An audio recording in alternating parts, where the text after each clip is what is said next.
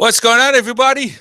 Welcome to another edition of the Talking to the Law Benfica podcast, episode number 202. Cristiano and I in the studio here. Olá, senhoras e senhores. How's everybody doing? Beleza. Good? Everybody's good.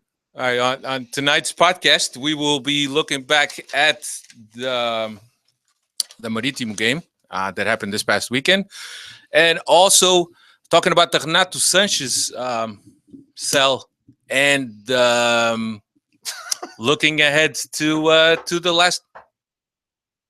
Who is it? Come on in. Wait, somebody knocking on the door? Somebody knocking on the door. Wait, nobody's supposed to knock on the studio door. Wait, studio? Oh no, it's our special guest. Oh, that. It's uh-oh. I am the brain. The brain is back. Ladies and gentlemen, Patrick Kendrick is in studio. It's been a long trip. I just landed. Just landed in New Jersey. It's been a pilgrimage. That's your left. That's your right. That's my left. That's my right. Yes. Patrick, I know it's a far cry from your booth over at Stadio de Luz, but I'm just up there normally. Yeah, You got to speak it to the mic. I don't know if that's how you do it. That's how you lose, but here you're speaking to the mic. ladies and gentlemen, as you can see, our special guest, as we promised, very special guest, Patrick Kendrick is in studio. Usually we have him in Lisbon, com saco quente nos pés and a couple cobertores.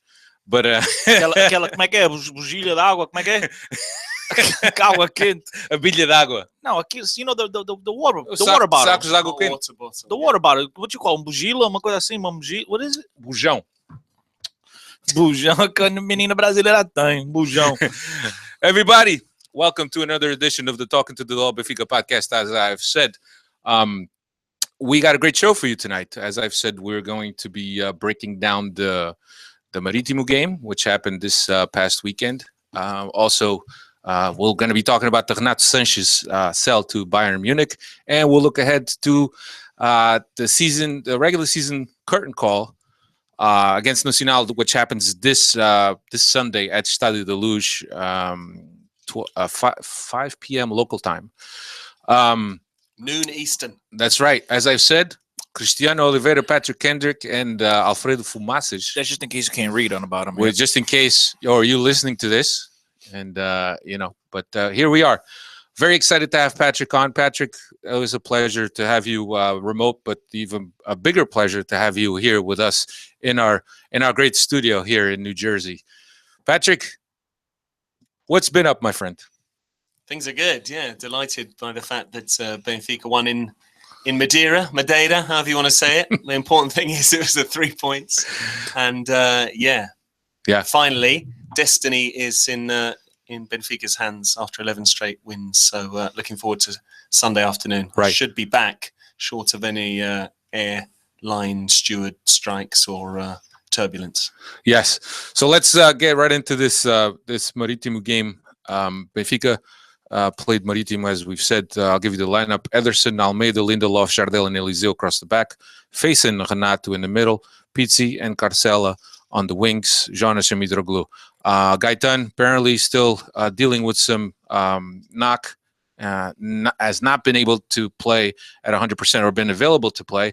I think that he's doubtful also for this weekend. So we'll see what's going to happen with him. So let's get right into the game. Benfica is got a great streak going, 10 consecutive wins. Last 19 games, 18 wins and 1 loss. The last loss was against Porto, as you may recall. But so it's been quite a journey for Benfica. Benfica went to Madeira, and as many of you have seen, the scenes at Madeira when the team arrived were very encouraging for the team, I'm sure. But it was going to be a tough game.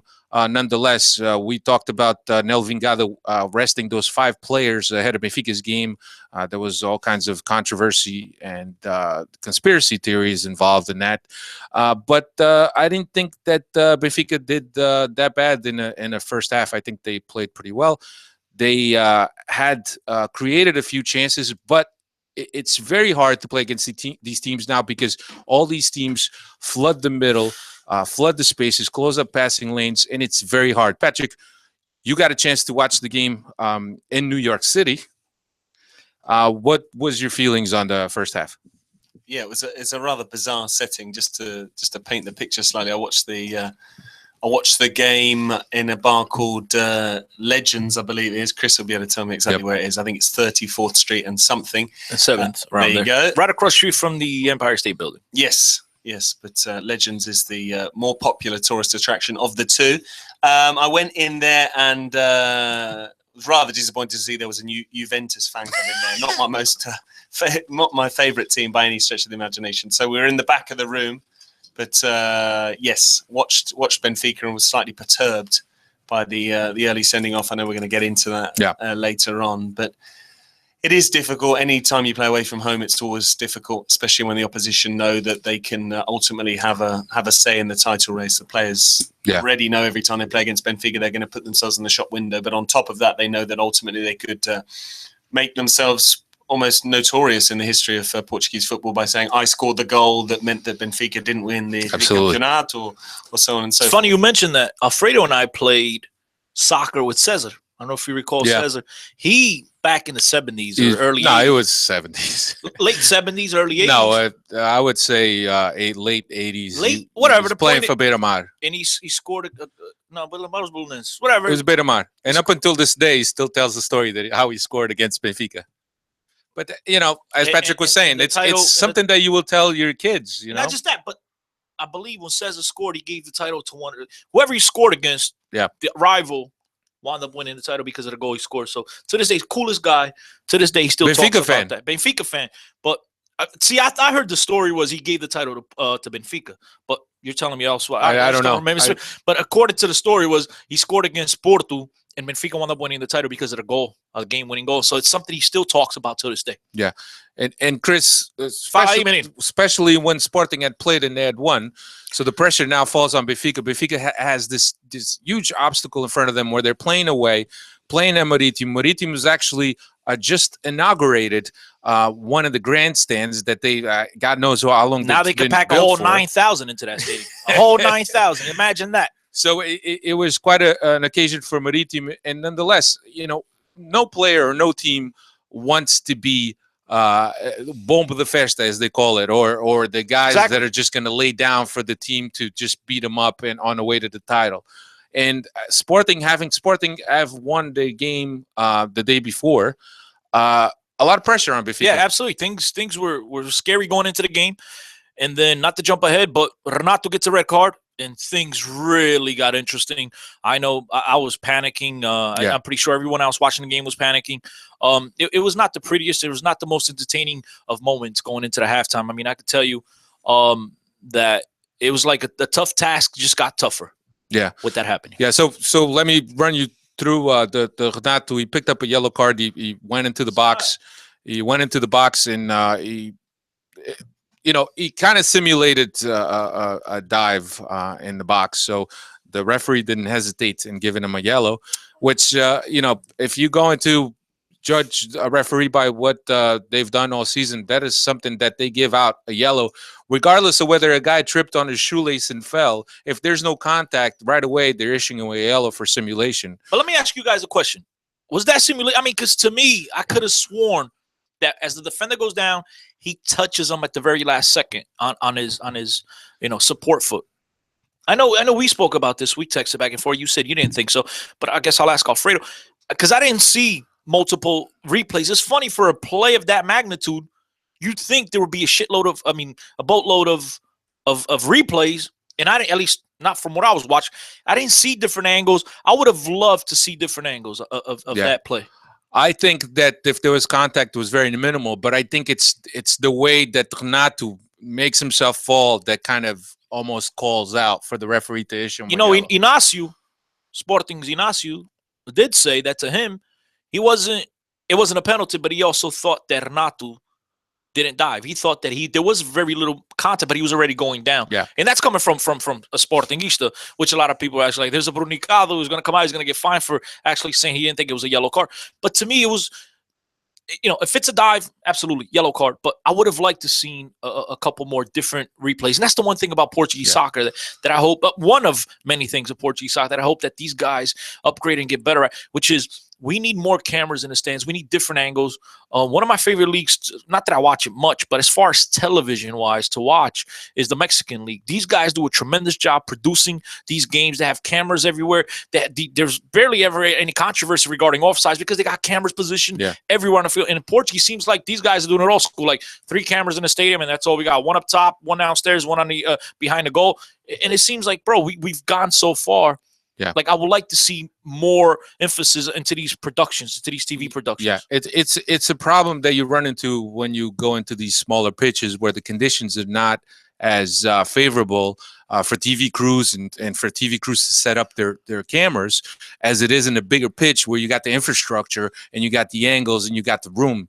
Yeah, but wouldn't you think a place like Maritimo, like you just mentioned, they just inaugurated a whole new stand? Wouldn't you think these guys will do some type of construction with TV in mind? I mean, is that too much to ask for? Maybe that's still coming. Okay, that's next year's construction project. Next year. I think on the penalty decision, I thought it was an absolutely fabulous refereeing decision because the speed at which he's running through and the way the defender goes down and he doesn't get near the ball, you do tend to think that it is a penalty. First look, I was waving my hands, and it wasn't just from being partisan about Benfica. To me, as even from a neutral standpoint, it looked very much like a penalty. And then you see the replay and you think, wow, what a great decision. Yeah, however, I think there is a grey area when it comes to penalties. I don't think it's necessary. If it's not a penalty, it is a dive. I don't think he did himself any favours. He did anticipate the contact and went down looking for it. But often, you know, we've all played football at some level, some very high up than others, as we know. There he is, the number 10 himself. Trequartista.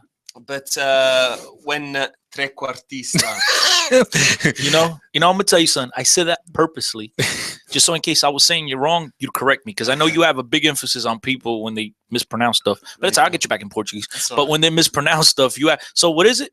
Trequartista. It was close. Trequartista. Yeah, trequartista is the guy that makes the tacos over at the Marquês. Un taquerista. Anyway, so my dumb humor. No, that was my point. I'm a bit low down here. Anyway, there we go. Can we? Oh, there we go. Beautiful. Look at that. They don't do that in Portugal. As simple as that. I've got a headset. It's a headset. You know, I don't have to. This is basic. We gotta upgrade. Maybe if Benfica give us a nice donation for actually like talking about their club and putting their club on this huge platform that is Benfica podcast. Maybe they can send us headsets. Chris, but you know the only thing I want from Benfica? O 35! Damo 35. And a ticket for Sunday's game. Yeah. No, I'll get credentials. We need plane tickets. But anyway, let's talk about this Renato thing. So the second yellow, I thought that it was entirely justified. I think that he just gets the guy's legs, and I think from what I understand, the referee he's very strict when it comes to issuing yellows. He's a guy that is not really a gray area. If it's a yellow, he's going to give a yellow. He's not going to wait for to feel out how the game is. My man was a little card happy. And well, he was. You know, but I think that the yellow card was warranted. Which one? The second one or first? The second. Oh, the second one, bro. That there is absolutely. And look, and I love Benfica and Renato, my man. I love you, but I mean, yo, you got to call that play exactly what it was. That was stupid. It was an inexperience. That was exactly. Me and Pat were talking about this, and what I call it. He showed his immaturity right there. Absolutely immature. It was naive, and I think people can dispute the first yellow card as much as they want, and they can say, okay, you know, clearly from some of the pictures, Chris has seen some contact, so you could argue it's a penalty. Other people have said he's looking for the contact, so it's a dive. Other people like me think it's a grey area, and he hasn't necessarily looked to con the referee. He just thinks that, you know, he is going to be caught, etc.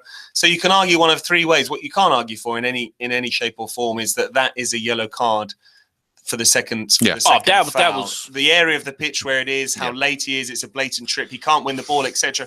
That is naive, and I don't think you can really complain about the refereeing either, because the previous week we had Bruno Paixão at Estádio da Luz, who booked a number of opposition players, and that was a similar sort of approach. So you can say that things, you know, you take the rough with the smooth. You had it going your way the previous week, and then this week that's the way it goes. Also, there's a lot of pressure on these officials. Had he not booked Renato, that would have been the story. That would have been the story, and everybody would have said Benfica won this game with a guy that shouldn't have been on the field, and yada yada. But to me, Pat, as you said, there was no doubt in your mind that that's a yellow. To me, it's very simple. Renato did not make any sort of attempt on the ball. Yeah. That was all man. To me, that's a yellow. Anytime that I don't care what portion of the pitch that's in. I don't care where section of the pitch I should say. I don't care where that's at. If you make an attempt on a man, you don't even attempt on a ball. To me, that's a yellow card because you're not playing the ball at all. There's times there's incidental contact because you're going for the ball. I let guys go, but that dude, the guy was behind him. It was like, you walking down the street and I trip you from behind. That's exactly what it was. And knowing that he already had the yellow card, that was dumb, because once you pick up that yellow card, then all of a sudden you're conditioned, in your mind, in the back of your mind, and say, I got a yellow card. I'm good. If you go for a 50-50 where you're going to catch the guy late, you might kind of hesitate and say, well, I'm not going to get myself in trouble because this might get me my second booking. But it shows the inexperience of Renato Sanches, regardless of whether Sporting thinks he's 24 years old or 18 years old like he really is. You see in moments like this that the inexperience or his real age shows. Absolutely, it shows at this point. So Renato goes out. Benfica has to do a couple things to organize. PT drops into the middle, leaving the right wing a little bit vacant. But I got to be honest with you, those last 10 minutes of the half, Benfica seemed very well organized. And Maritimo, as much as they did their homework, setting up for Benfica and having 4 guys in the middle to make sure that they closed everything down for Benfica, it was almost like they didn't really know what to do, Pat. Then now that all of a sudden they're playing against 10 guys. I thought it was very ironic because up until the sending off, Benfica had actually played the best that they played it in several weeks. I hadn't seen them create chances with such ease for several weeks, be it at the Estadio da Luz or be it on their travels. So I thought that was very encouraging. Then suddenly you start to fear the worst because the emblematic player has got sent off, the man who's really been the driving force, not only on the pitch in terms of simply his position being central midfield, but also everything that he's represented when he came into the team, their record since he's been in the team, and so on and so forth. And it did seem like fate had gone against them, and that was ultimately going to prove the turning point in the title race. I think what was important was getting into half-time with the score goalless, because then you're able to readjust tactically. But as you said, I think even with that, clearly it's something they've spoken about. It's bizarre how Benfica went several games, 31 games without having a sending off in the league, and then had 2 in as many weeks. So perhaps the experience, albeit only for 30, well, probably not, because Andre Almeida was sent off about 30 seconds before full time. But maybe having seen Andre Almeida get sent off and knowing that it's sort of crunch time, money time, as you guys like to say, at the end of the season, maybe that was something they had discussed in training and said, listen, you might be provoked, someone might get sent off. I know it's a trait of Mourinho's sides where he would often work on training with how they would play with 10 men, and that's how they sometimes 9. Yeah, and that's how they ultimately won a semi-final against Barcelona, with Inter Milan playing with 10 men for a long time. So it is something that teams tend to plan for. It's a last resort, but you always have these contingency plans, and I think it was important. They knew how to regroup up until to get into halftime, and then you have 15 minutes to get your shape. But the task was made very hard by the fact they hadn't scored. It wasn't like they were protecting a lead. Yeah. They still had to go out and score with 10 men. And the big thing about that was how quickly the goal came in the second half. I don't know if this had any effect on the players, but it sure as hell had an effect on me. I was home, obviously watching the game, nervous as nervous can be. But not to get to that red man, now I'm starting to panic.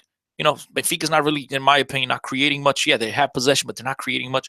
And then right before halftime, Mitroglou shoots one just wide. And I saw them creating chance, and I really saw that Maritimo was not coming forward. And me and my brother, we remember looking at each other. My brother goes to me, Benfica's still going to win this game. Yeah. And because of that one miss, myself watching at home, I gained so much confidence. I wonder if that maybe they gained confidence, like, oh, we can still do this. And then Maritimo, I mean, let's be honest, these guys didn't even attempt to come forward. I mean, they were just trying to, to stop Benfica from scoring at all costs. They never posed any threats, in my opinion. Yeah, I think that regardless of Benfica going down to 10 men, I think that the feeling going into halftime was that Benfica could still pull it off. And the way the team finished off the half, it really gave us, or gave, if you were watching, a good feeling about it. I mean, you also have Jonas, who hit the upright on a beautiful playing curveball, and wasn't that prior to the red card though? Yeah, that was prior to the red. But Benfica was flowing. That's what I'm saying.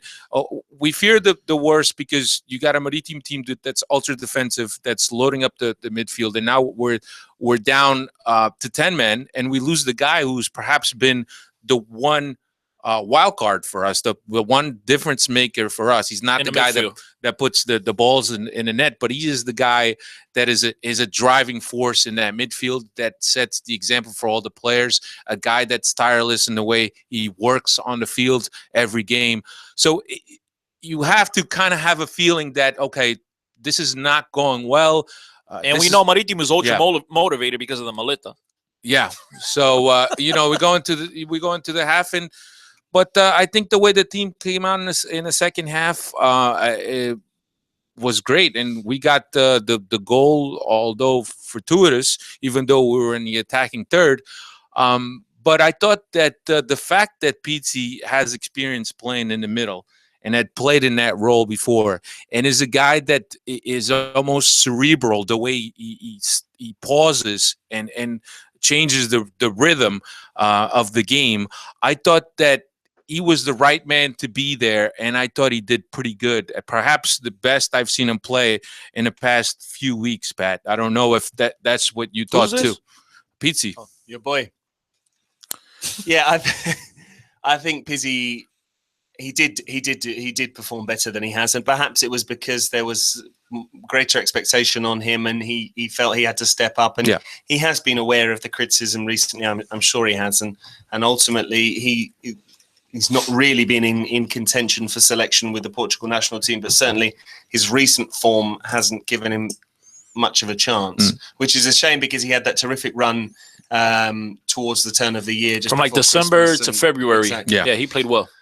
So I think having that versatility, being able to not only play wide on the wing as he has been doing more effectively, I think, than he was playing as an 8 last season under Jesus, I think does give Benfica that greater flexibility and being able to have him come inside and then stabilize. But what I think was most important was scoring that goal very early on, because then once you've got that goal, you can then start to look at, okay, we can play one up front, and you have the perfect player to do that on the bench, which is Jimenez. Although it means that you have to take off your 2 leading scorers, but that was fantastic. And then you have players like, and he came in and hit the crossbar. Exactly. And I thought he's been, in terms of substitutes, there are very few who've made a greater impact that I can recall than Jimenez. I remember Solskjaer being very effective at Manchester United, but the amount of key goals that he's scored and how decisive he's been. I'm sorry to tell you, but you must not have been paying attention to Benfica in 2005 with our man Montoras. Oh, there you go. That dude came off similar to what we're going through this year with Jimenez. He was coming off in Benfica at the time with Trapattoni, as you would expect, very defensive. Yeah. And he was the late game substitute who would come in and, I mean, I don't want to sit here and throw up numbers without knowing them, and I should, but like a handful of games, my man scored every crucial goal. It's kind of like a la Jimenez, where he coming up and Montoras. Yeah. That year, I mean, then I don't think he played much after that because of injuries. This guy had tremendous potential. Barcelona and everybody else was very interested in him, and he comes from Alverca, which Luis Felipe Vieira was the president. He was like a dad to him. So Benfica brings him over. He's the biggest prospect in Portugal at the time. Everybody's going crazy for this guy. Starts getting injured on his knee. They went to crazy treatment, couldn't get back. Then he comes back for a couple months, about 6 months or whatever it was, and he's very, very crude. Benfica won that title in 2005, their first in 11 years, because of Montora's performances coming off the bench. He scored very, very key crucial goals in the 90-something minute, a la Jonas against Boavista, stuff like that. He did a tremendous job. Now, for the rest of his career, he was done after that, but just for the rest of the Benfiquistas. And Jimenez is almost emulated him in the way that he's been able to come in. And there's a lot of guys that are better players coming off the bench because outside they could read They follow the exact instructions of the coach when they get in there, and they know exactly what places to exploit and what areas of the pitch to exploit. You also have a guy that's a tireless worker that just chases every single ball. And when you work that hard, law of averages, you're going to get a crack. You know what else, man? Coming into a game, there's obviously nerves. You know, you get the butterflies. You're nervous going into a game, regardless how big or small the game is. There's nerves. You get butterflies in your stomach. You sit on the bench now. You sit on the bench for over an hour because you're coming in the 7th minute, and you get, you're sitting now. You're like, your nerves seem to go away because now you're into the game. Yeah, you've seen what the opposition has to offer. Those nerves, believe it or not, a lot of times coming off the bench, that pressure is not on you no more because it's not expected. You're just there to come in and, like you said, fill a role with very specific instructions. And I felt that a lot of times me coming off the bench, I already knew what to expect. I knew who to take on. Like, that guy's weak. I got him. I'll just lean on that side. But believe it or not, I know it sounds stupid, but that's a lot of things that players think about. There's a certain read. And the nerves, man, the nervousness, the fact that you sat there for an hour, you're into it now. Now, you know what to expect. It's given a chance to get acclimated. Just be clear on that. Chris has just inadvertently admitted that occasionally he was dropped. He didn't start every single game. Because I show up drunk from the night before. Cheers.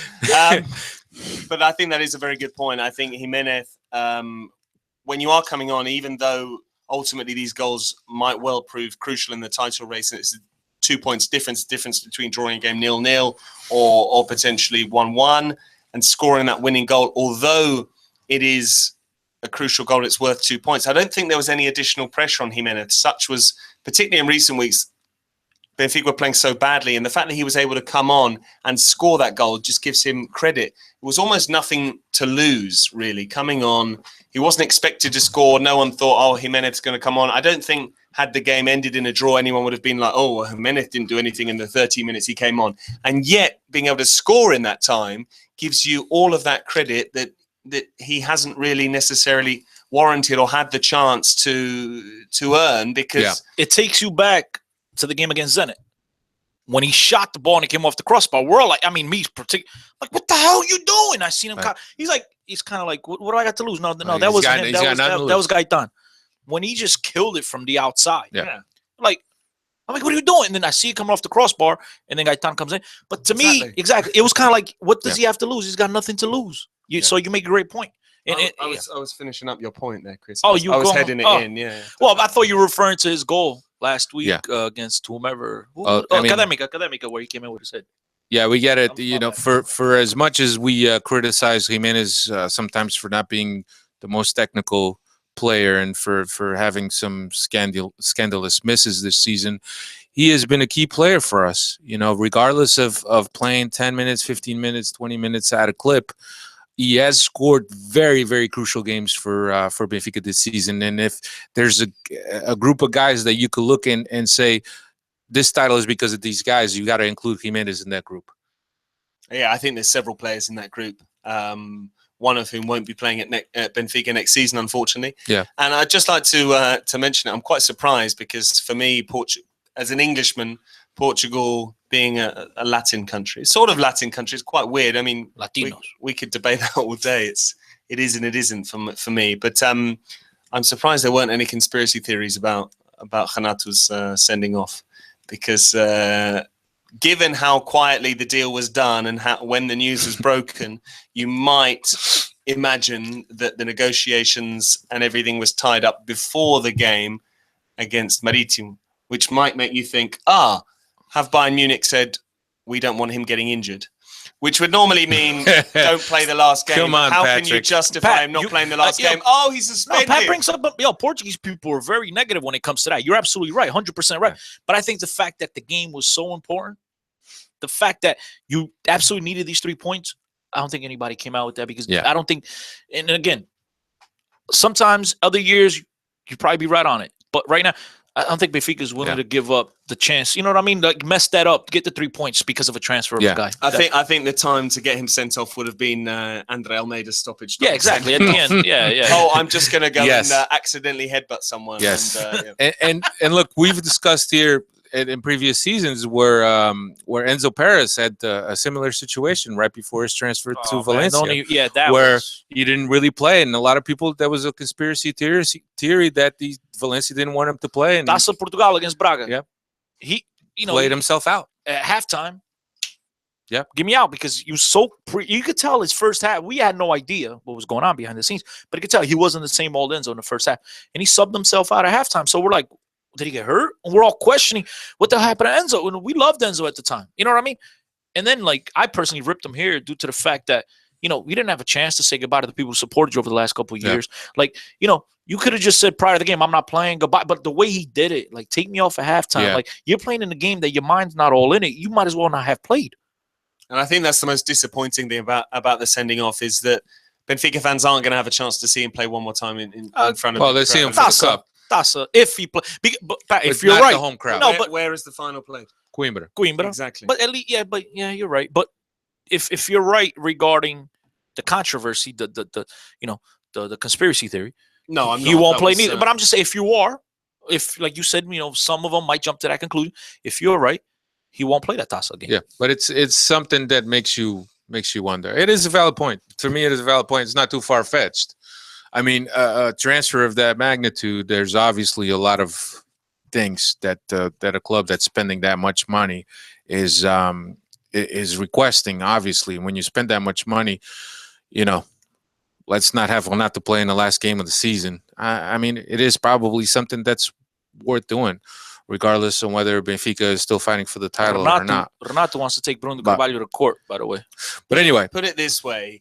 I will be preparing a list of about a dozen different statistics on Renato alone, because the amount of times BTV will pan to him in the stands on Sunday.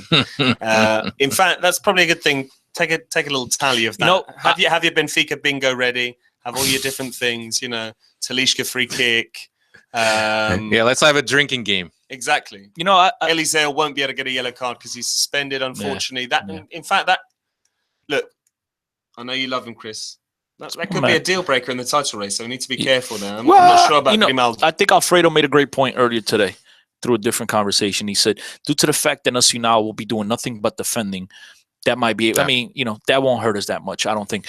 Now, what the hell was I going to say, man? You guys. Let's just wrap up the Maritimo game. Why? It's more interesting when we just rant. Before we get into the Nacional, we could talk about those points. So, Mitroglou, very calm and collected, picked up that deflection and put it away. Past the keeper that we thought the amount of saves that he was doing, it's those guys that you think this guy is on tonight. We could be here 120, 200 minutes that we're not going to get anything past this guy. It was that type of a performance from Salin. And Salin, he's French. And we got the goal, and thank God that kind of alleviated things, that Benfica settled down. Not that Benfica were nervous, but I thought that Benfica were very calm and collected. And, we get the second goal then by Talisca on a free kick that resembled the one he scored against Bayern. But the one thing that I wanted to, and I know that, Patrick, you might have mentioned this on social media, the way the team rallied around adversity to make things happen and to get this result that they so much needed at the Madeira Island is remarkable. And it shows a lot about the way Rui Vitoria, the sense of family Rui Vitoria has instilled in this team. And he might not be the biggest tactician. He might not be the best coach as far as tactic goes, but as far as a man motivator and a man management, he's right up there, perhaps with one of the best coaches in the world. That's man motivator. Vocês são tão rápidos in the world. Por amor de Deus. Tá bem. Eu não vou dizer nada. I think I'm not going to try and pass this off as my idea. I read something very interesting the other day on a blog, which was that Jorge Jesus played his mind games brilliantly up until the point where he just took it a little bit too far. And that's when it was just when Rui Vitoria was actually struggling. And that almost gave him a little, he's been a talented coach, but it just gave him that little edge where he was able, suddenly the players think started to feel a bit of empathy towards him. They started to rally They around. said enough is enough. When he said that he didn't think that Rui Vitoria was a coach, was a real coach. Exactly. And there was no need to do that. And I don't think anyone should do that. It's, you can debate the morals all you want, but that was a mistake. And then as soon as you start to question the individual, then it becomes a personal vendetta. And that's when the players start to say, hang on, we're gonna respond to our coach. There's a number of factors here. The fact that Benfica were 8 points behind. I mean, the 8 points thing is slightly misleading because it was 8 points, albeit they had a game in hand. Ultimately, it was 7 points after they drew the game. So we should say that. But 7 points behind in a league where typically the champions don't lose many games. I think the defeats are going to be 4. Yeah. So there you have it. And it looked out of the question there. But then all the pressure was off, really, because everyone wrote Benfica off out of the title race by the end of October, start of November. Then you go on a run, and then there's this huge shift in dynamic whereby suddenly, once you beat Sporting in the second derby, you're now ahead. Yeah. And for many weeks now, Benfica have been top of the league and they have had to protect that lead. And then suddenly there's this huge change in status. And I think that's what's been so impressive because it hasn't been smooth sailing. They haven't played brilliantly. They haven't been winning 4 and 5-0 all the time. There's been a lot of close victories. And that's when it shows the team spirit. That's when it shows the solidarity. That's when you see just how deep the squad is because you have Talisca coming off the bench to score a free kick, which, by the way, allows you to very comfortably go through 10 minutes of injury time. You have players which that was scary, by the way. That was very scary. I hope I forget his name, but Mauricio. I hope Mauricio's all right because that was absolutely scary. Then bites his. Oh my God! Keep going. You have also Jimenez who comes on and scores big goals in recent weeks to earn an extra 2 points and turn those draws into wins because the title race, let's be honest, could have been over weeks ago if you get different results in Coimbra against Académica, if you get different results in Porto against Boavista, and so on and so forth. And I think all of those things, a lot of that is down to Rui Vitoria, the fact that it's not all about him. He is excellent at promoting young players into the first team. He's excellent at really encouraging his existing players, but also keeping those who aren't starting involved in the cause. And I think that's what's been so impressive. And the fact that Benfica, I believe, have won 11 straight games now, with Sporting winning 7. Yeah. No, 8. They've won 8. 8. Yeah. There you go. Shows just how impressive. If they both win out, Benfica be on a 12-game winning streak and Sporting on a 9-game winning streak. I think that Benfica is only able to do this because of the sense of unity. And when some guys are not playing well or are low in their form, such as the cases of Pizzi and Gaetan, there's guys that through the sense of unity and through the sense of teamwork raised up their game to say, we got you. We're a team. We're gonna do this together, regardless of whether you're having a crappy period or crappy in a slump or Mayu. We're gonna rally around and we're gonna win this championship as a team, not because of individual talents, but because we're a team. And I think that's perhaps the biggest story of the season. And the thing is that with JJ's mind games right in the beginning, the fact that Rui Vitoria refused to enter into those conversations, to enter in those mind games, it almost made JJ get more and more, more attacking, to the point that he questioned Rui Vitoria coaching ability. And I think at that point is when he kind of scaled back and he realized this guy's not going to answer me. And everything that I'm doing right here, criticizing everything that my fat president is doing through Facebook, all this really did is really pushed Benfica to rally and to do well. And I know you're sitting here and we're talking about Vitoria, but I think another guy that I think he was the leading guy in all this juntos and we're together and we fight to the end.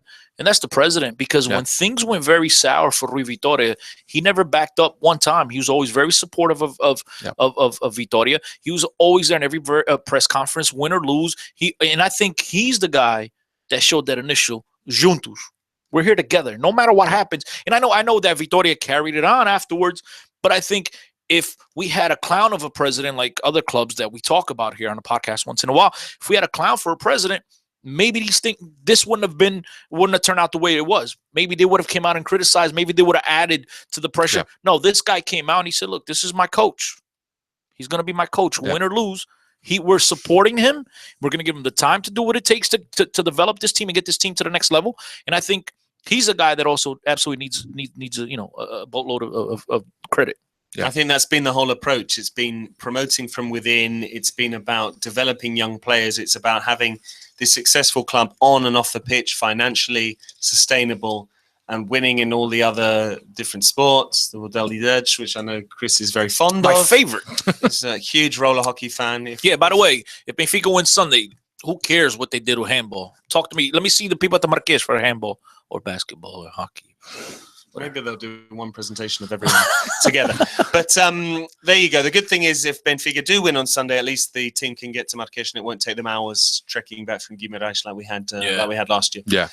But I think that's a very important point. I think the fact that he had this past, having worked within the youth teams before, that he'd gone away and he'd earned his opportunity. And I think Jesus was a winner, clearly, but also he brought a lot of negative press, which he's now bringing to another club, which is almost a double whammy with their president as well. And I think if you can have someone who's still able to win and keep that success going, but is also a classy individual off the pitch, and no one can dispute what a classy individual.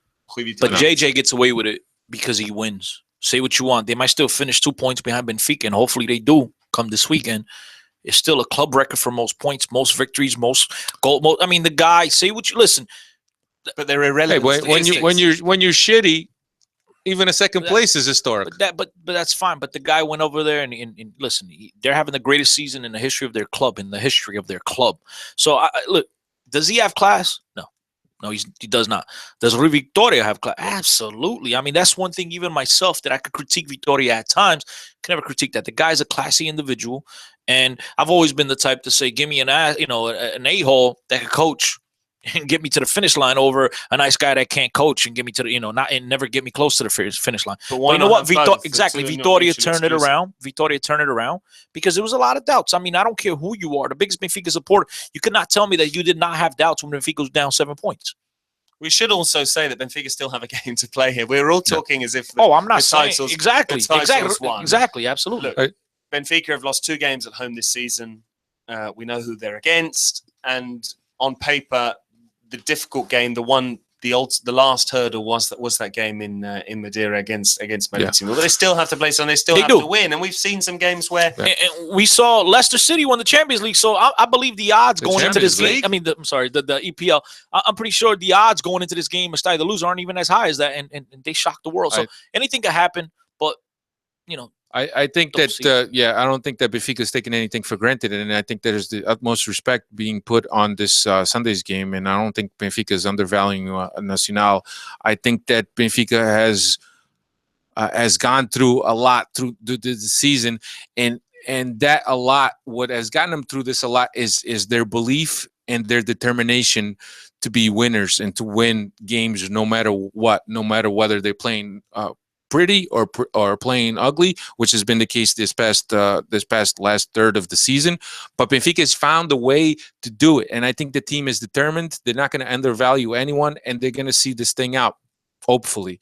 So we're hoping. And if you're listening or watching right now on YouTube, if you listen to the Benfica podcast, myself, Cristiano Oliveira, Patrick Kendrick, the man that makes this all possible. Without him, we would not be here. Thanks. Alfredo Fumaças. Guys. Thank you for tuning in. And if you have any questions for the lads, okay, hashtag Benfica podcast. And I know some of you guys, Sergio. We'll get to those questions. We'll get to those questions. And some of you guys, as I was saying before, I was rudely interrupted by Alfredo. Some of you guys have already sent questions. Those of you that haven't, please do so. Yeah. We'd love to answer. I mean, it's not every day we get Patrick in studio live. We're gonna go a little longer than an hour. Yeah, we'll be here till about 1 a.m. Don't worry about it. I should just interject. It's a very important point. Given that my illustrious colleague Alfredo broke the news that I would be leaving BTV at the end of the season. In fact, Sunday is my last broadcast. So if you do have access to BTV in English, Benfica against Nacional, 5 p.m. Pat's going to go out with a bang. He's going to shout me out. He's going to shout the podcast. He might shout you out. So you better make sure you're watching because he might shout your ass. What's he got to lose? He's like a Jimenez coming off the bench. Nothing to lose. Absolutely. But no, I will be, in all seriousness, I will be doing a lot before the game, Periscope, social media, all that sort of stuff. But in all seriousness, Alfredo broke the news several weeks before I even knew. I apologize. Several weeks before I even knew myself if I was leaving Portugal or not. So It was breaking news to you as well. He's like, really? He's not only the most clued up man on Benfica, he's also a clairvoyant. And I'm now going to do likewise. I'm going to tell you very exciting news. These two are going to be in Marquês de Pombal Sunday night. I'm going to wear. I'm going to wear Neil's thongs. I'm going to wear Neil's thongs to Marquês, baby. The Benfica thongs. Is that thongs like Pedgi's thongs, like flip flops, or thongs as in like G-strings? Yeah, G-string, the cueca. Yeah, you're right. The thong in Australia is a flip flop. I'm not in Australia though, mate. Cheers, anyway, my lady, yeah, shout out to Pedgi. Anyway, let's just wrap up this game. Steve. I sent you. Marco. Steve, I miss you. Important, important three players. Marco Lopes. Hello, I support Liverpool. Marco. I don't support Benfica. I don't answer Chris's question on. I tried to get him to answer. You wouldn't answer. Would not answer. We all know the answer will be Liverpool. Liverpool. You wanker. Liverpool Football Club hasn't won crop in a long time. That's my club. As in one clop. Anyway, that's your favorite so coach. an important 3 points for Benfica at the Madeira Island. We come out of there with the 3 points, and now we're going back to Estádio da Luz for the last game of the season against Nacional. But before we get into the Nacional, biggest piece of news, obviously, from coming out of Lisbon, coming out of Estádio da Luz, we learned on Tuesday, if I'm not Tuesday, right? Was yesterday that Renato Sanches signed with Bayern. So after I would say for the past month, rumors of him going to Man United, a British journal was confirming that it was all done deal with Man United, and within 30 minutes, within 30 minutes, Karl-Heinz Rummenigge just jumped in, and with this swiftness, there he was. German efficiency. German efficiency. That's right. The swiftness of Hitler in the middle of the night. Steady. While everybody else is Oh. I'm just saying, while everybody else is sleeping, he gets stuff done.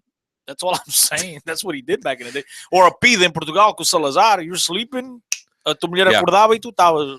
So big. I'll give you the details. 35 million up front. Contract was signed until 2021. And then there's a 45 million in incentives or that Renato can hit as goals and incentives that have put in place by Bayern, of course. One of them being if he's elected to the best FIFA or the FIFA team of the year, and I forgot to write down how much Benfica gets for that. 5 million. If he's nominated for the Ballon d'Or, and I think there's 3 nominations. There's a group of 3 guys that get. Yeah. If he gets nominated, Benfica gets another one. If he's one of the finalists, we get a new statue. Yeah. Every time he plays 25 games, Benfica will collect 5 million, topping out at 60 million. Well, topping out at 80 million, but the 5 million. Well, 60 million after the 35. No, it's 45. It's 35 up front with an additional 45 over the next 5 years if he hits the incentives, if he hits the objective, which is if he plays 25 games a season, Benfica get an additional 5 years. So 5 million, I should say. So, at the very minimum, you're hoping Benfica getting at least 60 million from this. Well, that would top out. That's where it would top out.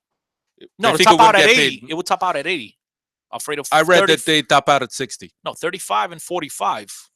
That's 80. Right, but those 5 million for every 25 games, I think, tops out at 60. Yes, that's what I'm saying. So for Bayern, which is a team that usually plays 50 games a season, and you got the contract until 2021, Benfica might be hitting some big checks, or might be getting some big checks.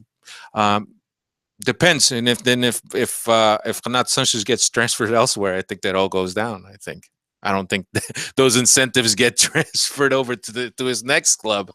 I'm sure there is a sell-on clause. Yeah, there's a percentage. There will be something that protects Benfica's interests in that. But I think it's not out of the question that he could be nominated for the Ballon d'Or. At the moment, it is. Well, he's at the right club for that. But it's more likely to be nominated to get that nominated at a club like Bayern than he is at a club like Benfica. Exactly. If Bayern were to make the final of the Champions League or win the Champions League, win the then treble, suddenly, exactly. Yes. But the problem with the Ballon d'Or at the moment is for the last 7-8 years, Ronaldo's been on every single one of them. Candidates, well, who are in it every time. Now, Ronaldo's now 30. Messi, I believe, is 28, going on 29. Ronaldo's 31. 31. There you go. There's my. And what's? I wanted to ask this, and you guys probably followed international football more than I do. What is the percentage of a box-to-box player being chosen in those three? Usually, it's attacking guys. You haven't seen one. I mean, very rarely. The last time Zidane, maybe a midfielder, a center midfielder. No, not even that. The last Xavi. The last time, Iniesta. Xavi, guys like Pirlo. But that's probably very far in between. Because the guys that get the glory are the goal scorers. Right. So the Messis and Ronaldos, those guys are going to be there. Coming up this year, due to the fantastic season that he's had, Luis Suarez, who I believe should have been there last year over a Neymar, it's just the fact that the whole freaking media hates the guy. Yeah, we saw Neuer. Emmanuel Neuer. He was there 2 seasons ago. But that's because he did such a tremendous job in Germany, and winning the World Cup, they wanted to push their guy forward, their candidate, because they believe he's the best goalie in the world. But you've mentioned, it's usually the goal scorers, the guy. But you know what? The Ronaldos and Messi, like Patrick was saying before, those guys, they're gonna be gone pretty soon. I mean, you hope as a Portuguese fan, you hope Ronaldo still has at least the Euro and the next World Cup at this top level. But odds are that he won't be at this very near level, scoring 50 goals a year. So you know what? We've seen these two players, Cristiano and Messi, over the last 10 years, be pretty, especially Ronaldo. Ronaldo's been on every single one of them since God knows how long. These guys, once they're gone, it's going to open up the playing field for everyone else. As these guys still perform at this level, because a lot of these reporters, man, you get a guy that is a Liga NOS insider, or a guy that's a Turkish league insider. These guys, how many times do they really watch Messi and Ronaldo?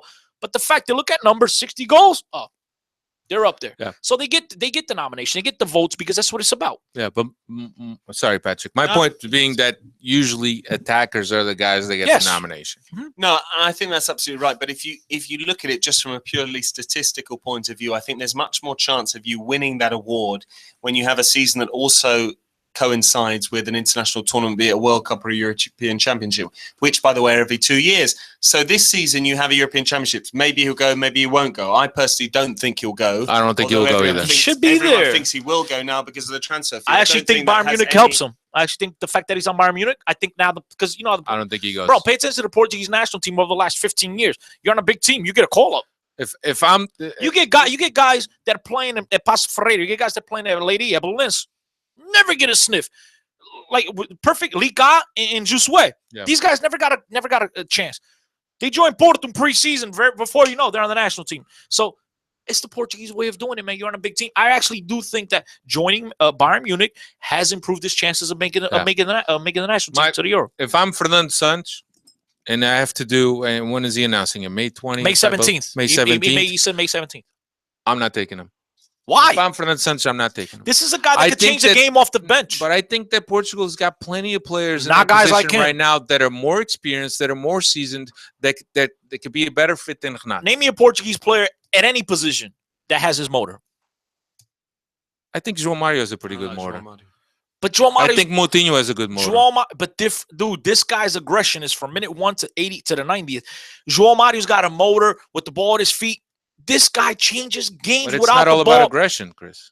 Bro, you need to change games. Yo, you're going to play the big bad Germans. You need these big bodies to battle. Yo, 50-50 balls. A lot of games are won on 50-50 balls. You need experience, man. Bro, how do you get experience, though? I think that I'm going to tell you something when I applied for a radio job in Phoenix, okay? They said, well, do you have 5 years experience? I said, no, I have 3. Well, when you get 5 years, and I said to the guy, how the hell am I supposed to get 5 years experience if no one's willing to give me a job like you because I don't have experience? So how do you get experience? By playing. I understand that, but I think, Chris, for the the position that he plays, it's very important to have experience. I think that for a kid that's just a speed demon that has a great motor that plays out on the wing, it's a lot easier for a kid to break into a team. But when he has that. For a guy that needs to be cerebral, but let me ask you a question. Key in a tactical system, I think that you need that experience. Be honest about this, both of you. Be honest about this. Did he look at a position against Atletico Madrid and Bayern Munich? Because those are the caliber of players he's going to be playing against. Okay? Those are the caliber of players that will be featuring for the clubs in the European. Did he look at a position then? No, I don't think he did, but I think you've also got to be respectful for the players that have helped the national team to qualify. I don't think there's a problem with taking him. I think there's an issue here because I think if you take him, you have to involve him. Bro, you're going to take him to sit him on a bench. To me, yes. Well, you did. Let him go to the Olympics. Why don't you let him go to the Olympics? Brazil took Ronaldo to the 1994 World Cup when he should have played over Viola and Muller and a lot of other guys on the Brazilian national team here in the United States. He didn't play a minute. That ain't hurt him. There are national teams. What happened with Theo Walcott? What? But the Walcott's it's the English media. Okay, Walcott's got world-class speed, but unfortunately, the guy with the ball at his feet. Whatever, and I still think he's a very good player. He's just at a club that needs a lot of attention. But that is a cautionary tale of someone who went to a World Cup at 17. Alex Chamberlain and Michael Owen at 17. How did it work out for him? Worked out pretty well, right? It depends on the player. I think this is an individual. But Michael Owen played. Walcott went to the World Cup and didn't play at all. Yeah, but 2006. But Pat, there's a difference here, I think, and that's where I'm going back into it's an individual situation. Hold on. Theo Walcott by the English media, and that's why a lot of people are upset you're not going to be able to see Renato Sanches in the Premier League. To be honest to God, I'm not even BSing. Truthfully, I'm happy that he chose a club because suppose he chose the club because he could have gone to a handful of other clubs. I'm happy he went to Bayern Munich. Bayern Munich can develop players, number one. Number two, Bayern Munich has a veteran-laden club around them that he's not going to step in and be expected to perform at the top flight level like he would. Imagine him at Manchester United. Manchester United paying this type of money and not playing. He would get murdered, and that's exactly what happened with Walcott. Walcott went to the World Cup, and now, just like anything English with the British media, I don't mean to be disrespectful, Pat, because I know you're English, but it's their own. They blow it up. And I think the expectations on Walcott and Alex Chamberlain and John Stones and the other kid that they bought from your club, Southampton, the right back, that now they loaned out. Chamberlain, I forget his name. Another guy. These guys all come, the future, he's be starting for the national team over the next 10 years. It's the English media, the motor. They build up these guys. And I don't think the Portuguese league will do that to Renato Sanches because I think not the German media, not the Portuguese media expect them to come in and start from day one at Bayern Munich. Where had he gone to Manchester United, no Brit and no Manchester United fan and no Chelsea fan, because they'll be looking to harp on this guy. Nobody would give him the time to develop. No, I think that is a very good point. I think we've drifted slightly off topic here, what we were saying. But I think that is a good point because he's going to be going into a midfield where there is Philip Lahm, where there is Vidal. Vidal might be gone. Thiago might be lost. So there's Thiago. But on paper, there's a lot of players there who would start ahead of him, so they can gradually introduce him. They also have other competitions where they can play him in. They can play him in the Cup. They can play him in certain league games as well, because even the league, albeit they won it slightly later this year, but they've won it, what is it now, 3 years in a row, I believe. So that's Munich? Bayern Munich. Yeah. What's a tetra mean? 5, right? 5 years in a row, is it? It's 5 years. The first club ever in the history of Bundesliga to win 5 years. It's a tetra. They won the tetra. It's the first club in the history of Bundesliga to do so. Yeah, I think that the choice of him going is the right choice. He was also a request by Carlo Ancelotti, personal request by Carlo Ancelotti. Love that guy. But just one last thing on the national team. I think that if Renato played another position, he would definitely be in there. The fact that right now we have a lot of guys that could play in that position. Who offers that you are more more, experienced. Adrian or Renato? Andre Gomes. I'm talking about Andre Gomes. To me, is there. To me, Adrian doesn't go either. Personally, I would go with Adrian over Renato.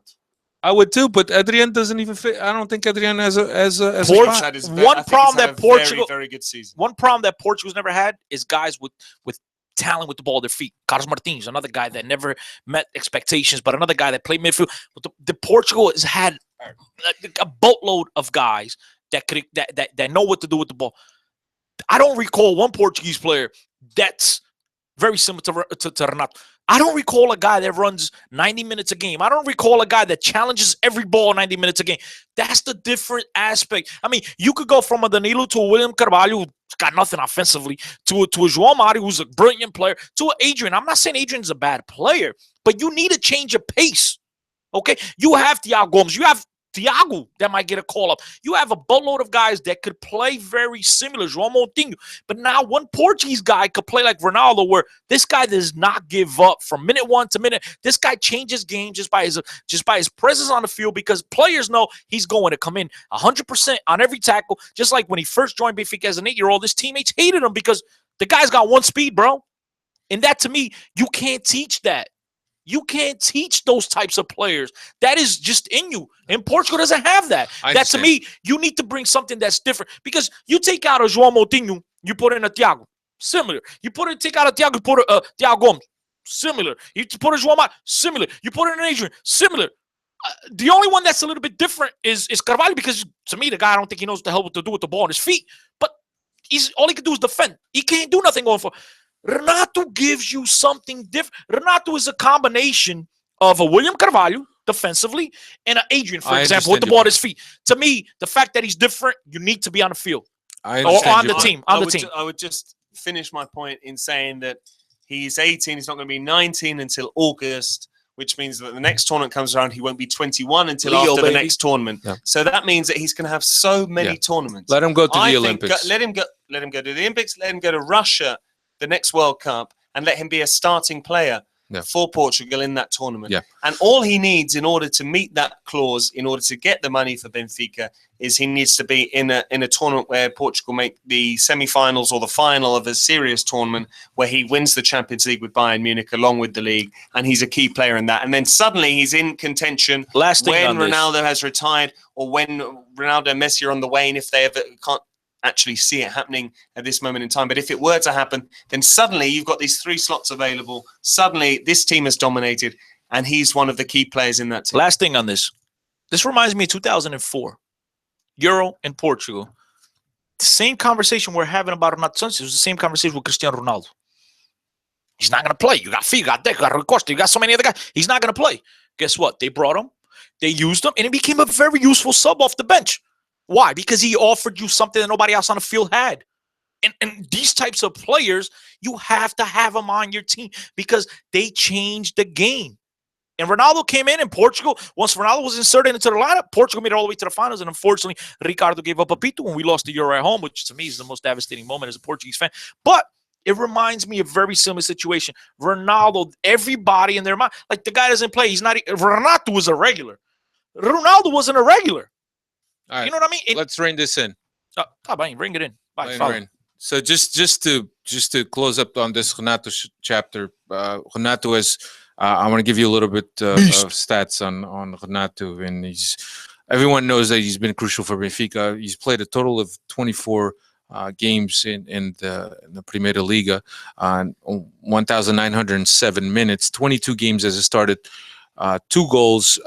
With him on the pitch, Benfica has won 22 games, tied 1 and lost 1, 7 yellows, 1 red card, which is quite surprisingly for a guy that plays with the intensity that he plays with. His debut was against Tondela in the 74th minute back in October 30th. And as a starter, he started against Astana for the Champions League and never really got put on a bench from there on. So quite an impressive career, albeit short, at Benfica.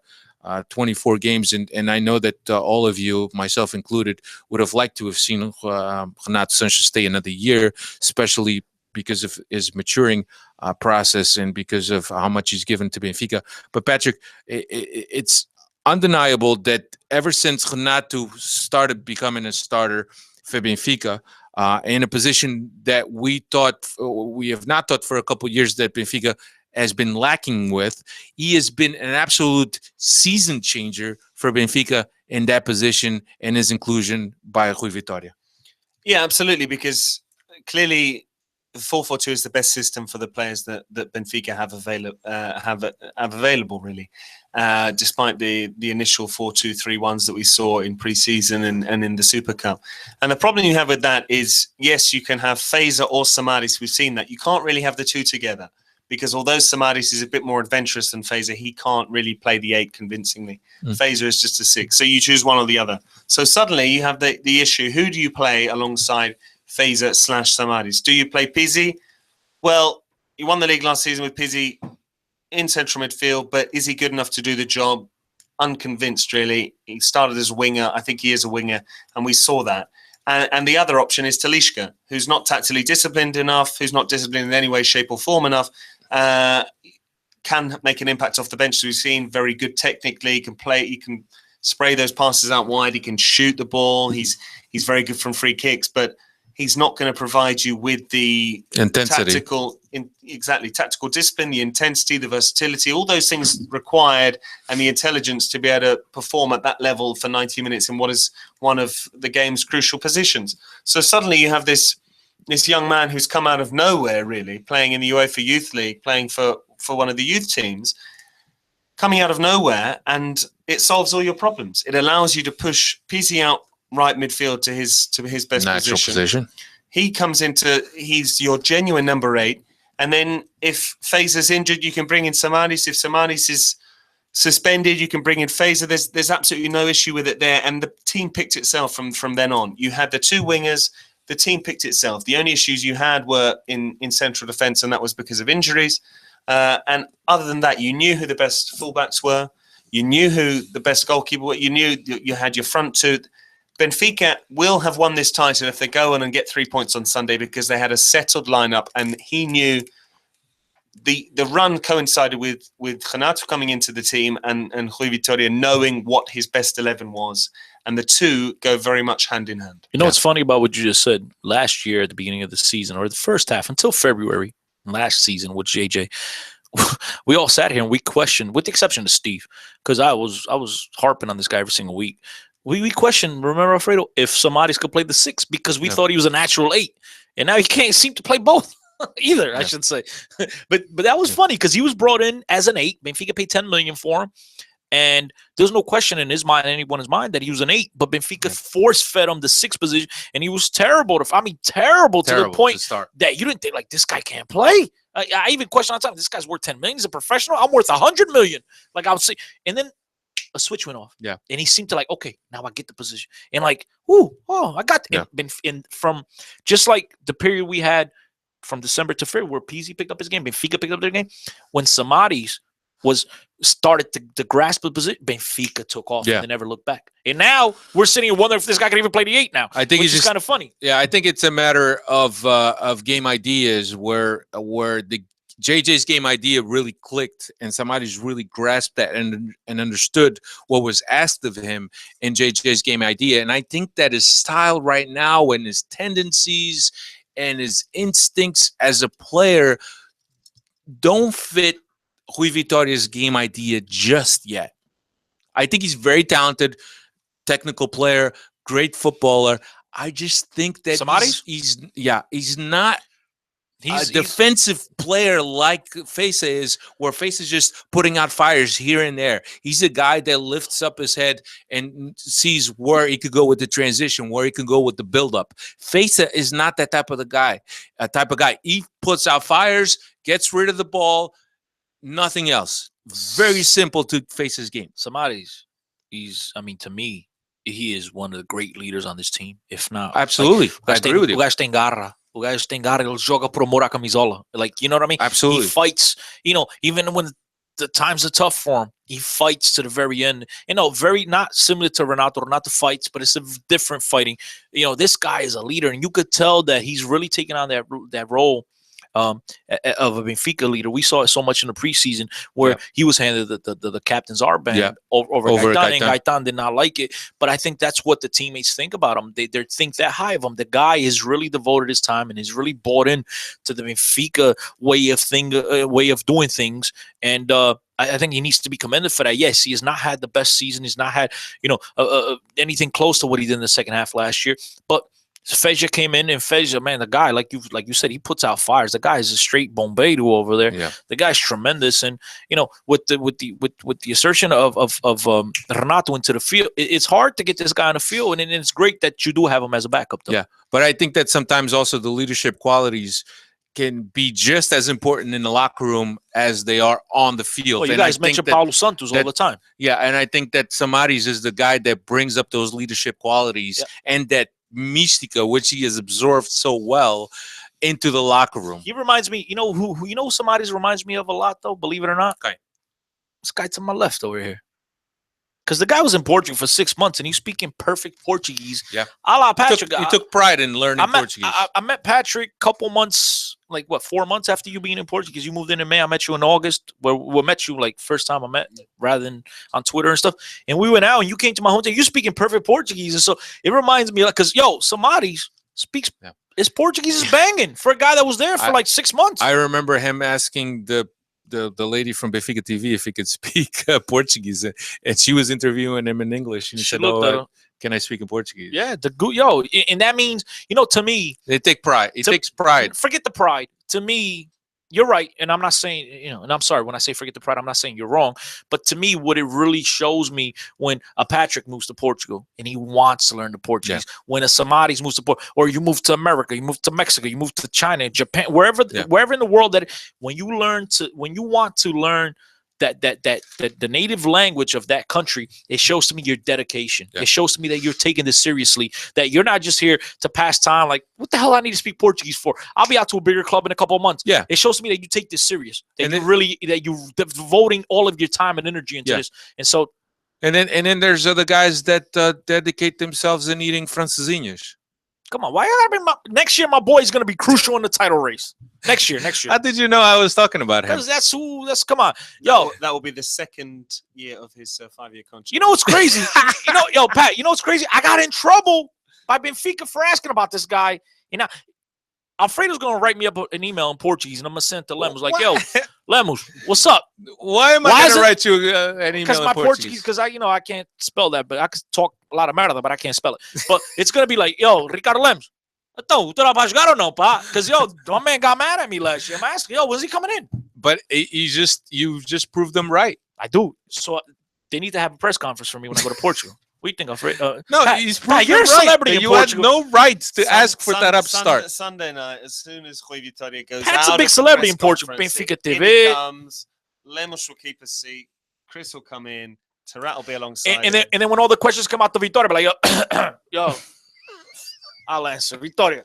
But just coming back very quickly to Sanches and the midfield and the side, we've spoken about the squad depth, but I think rather than just numbers, what is so great about this Benfica squad is how different all the players are. They complement each other, but they are quite different. Talisca is not the same player as Sanches is. Sanches is not the player that Feja is. Feja is not the same player that Renato is. Pizzi is not the same player as... Do you see what I mean? They offer different things. The same as Cancela and as hence my point. Gonzalo Guedes. All of them are different and slightly different or more significantly different. Hence my point about Ronaldo going to the national team. They're different.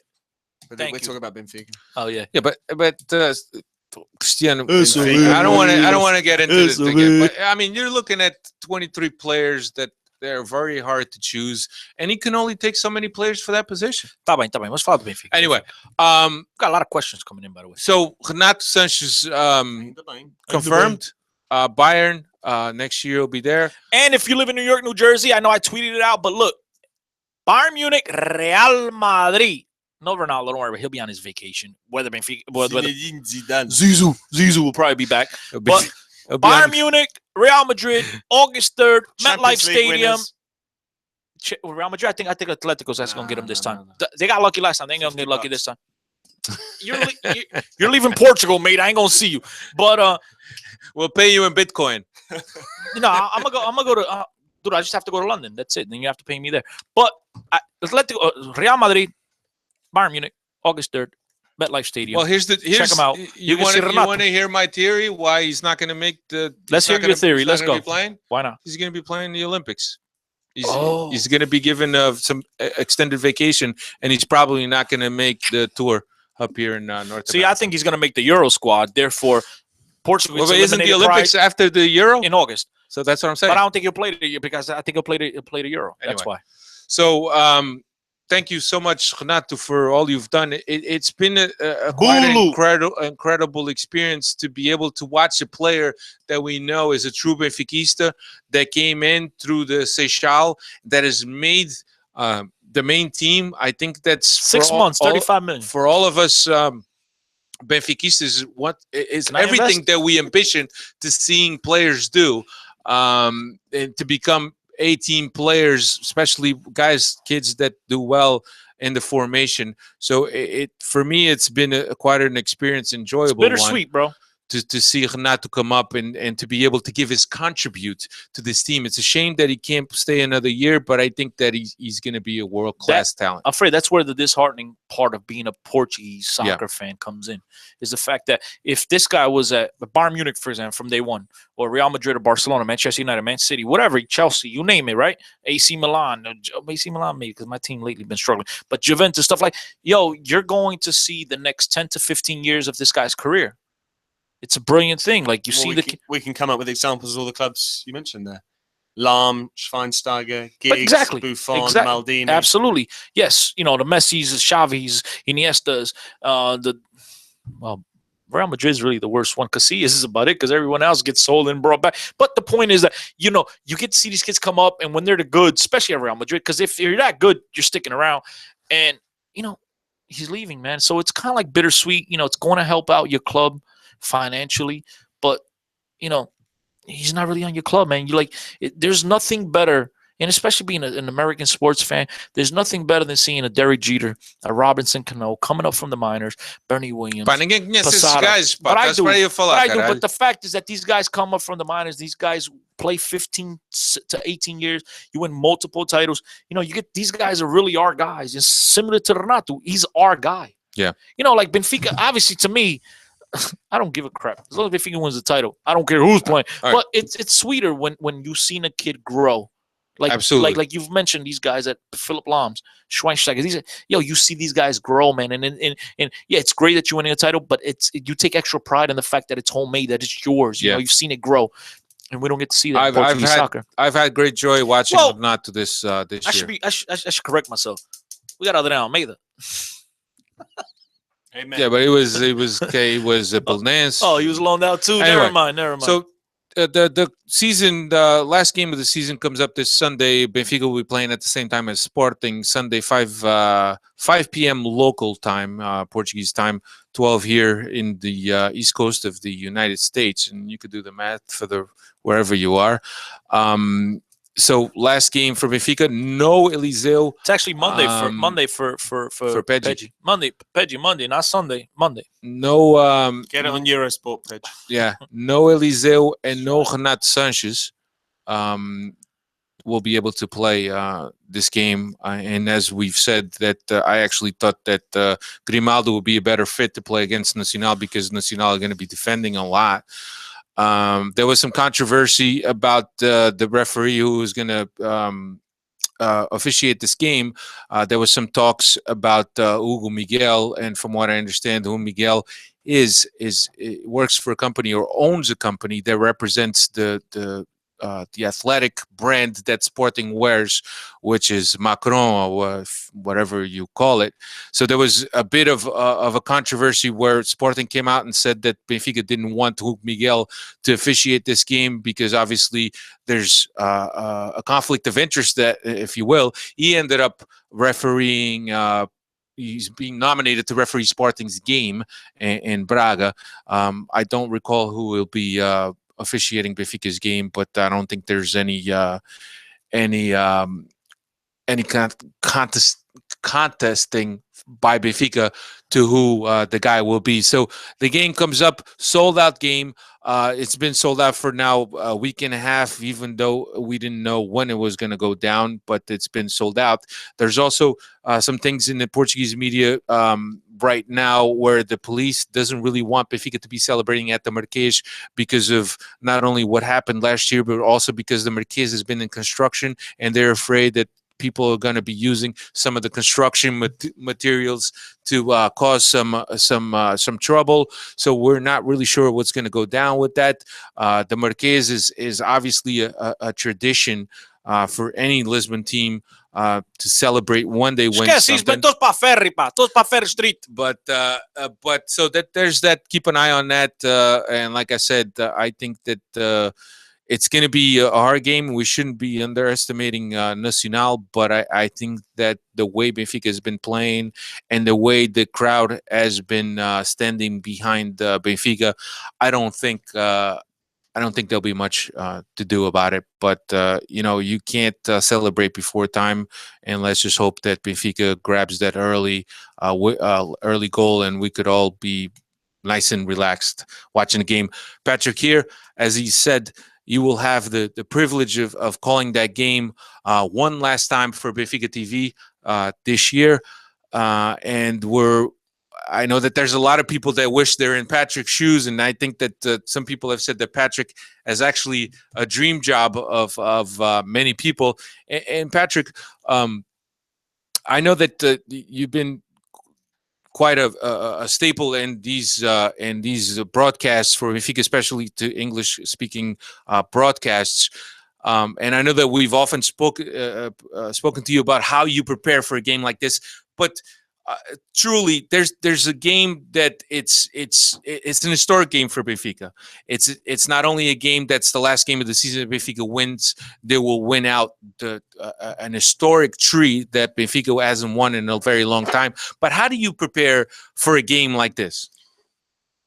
First of all, you try and read as much as you can. The difficulty I have, unfortunately, I'm in the United States for the week building up to the game. Otherwise, I probably would have bought Record de na Bola, both papers every day throughout the week, and then just keep hold of things and just make notes as you go along during the week, because obviously the papers don't publish all of the great content just on the day before the match. It comes out throughout the week. They've got to sell papers, so those are a very good source. I try and use the local media as much as possible, and then it's just trying to anticipate really the stories that could come up. So if Benfica are going to win the title, which is quite likely to happen, you need to be aware that the camera might pan to X player or Y player, so you need to know how many league titles they've won, whether this is their first, whether they're involved last year, and tend to look over the season as a whole.